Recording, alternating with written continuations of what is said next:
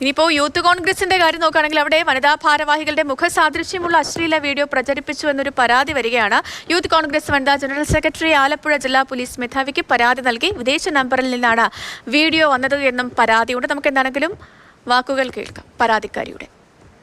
എന്റെ രൂപസാദൃശ്യമുള്ള ഒരു പെൺകുട്ടിയുടെ അശ്ലീല വീഡിയോ ഒരു വിദേശ നമ്പറിൽ നിന്നും എന്റെ വാട്സപ്പിലേക്ക് വരികയും അതുപോലെ തന്നെ എന്റെ സുഹൃത്തുക്കൾക്കും വിദേശ നമ്പറിൽ നിന്നും ലഭിക്കുകയുണ്ടായി. അതിനെ തുടർന്ന് ഞാൻ വള്ളികുന്നം പോലീസ് സ്റ്റേഷനിൽ പരാതി നൽകി.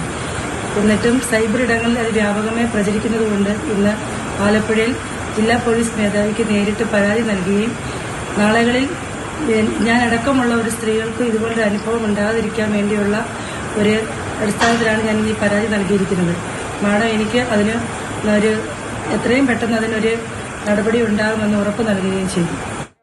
രഘുനാഥ് നാരായണനുണ്ട്. രഘു, ഈ വനിതാ ഭാരവാഹിയുടെ മുഖസാദൃശ്യമുള്ള അശ്ലീല വീഡിയോ പ്രചരിപ്പിച്ചു എന്നാണ് പരാതി വരുന്നത്. ഈ സംഭവത്തിന് ആസ്പദമായ കാര്യം എന്താണ്?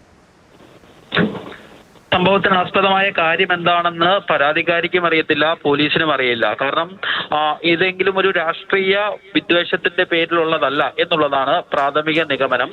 ആരാണ് അയച്ചു കൊടുത്തതെന്നും പോലീസിന് വ്യക്തവുമാണ്. കാരണം ഈ യുവതി പരാതിയിൽ പറഞ്ഞതുപോലെ തന്നെ ഒരു വിദേശ നമ്പറിൽ നിന്നാണ് ഈ കുട്ടിയുടെ വാട്സാപ്പിലേക്ക് ആദ്യമായി ഈ അശ്ലീല വീഡിയോ വരുന്നത് എന്ന് മാത്രവുമല്ല ഈ അയച്ച ആളുടെ ഭാര്യയാണ് ഇവരുടെ സുഹൃത്തുക്കൾക്ക് ഇത് അയച്ചു കൊടുത്തത് എന്നുള്ളതാണ് പ്രാഥമികമായി നമ്മൾ മനസ്സിലാക്കുന്നത്. അതുകൊണ്ട് ഈ ആരോപണ വിധേയരും പരാതിക്കാരിയും തമ്മിലുള്ള ഏതെങ്കിലും വ്യക്തിപരമായ കാരണങ്ങൾ കൊണ്ടാകാം എന്നുള്ളതാണ് പ്രാഥമിക നിഗമനം. പക്ഷേ എന്ത് കാരണത്തിന്റെ പേരിലാണെങ്കിലും ഒരു യുവതിയുടെ രൂപസാദൃശ്യമുള്ള അശ്ലീല വീഡിയോ ക്രിയേറ്റ് ചെയ്യുകയോ അല്ലെങ്കിൽ അങ്ങനെയുള്ള ഒരു അശ്ലീല വീഡിയോ ഇവരുടേതാണെന്ന് പ്രചരിപ്പിക്കുന്നത് തെറ്റാണ്.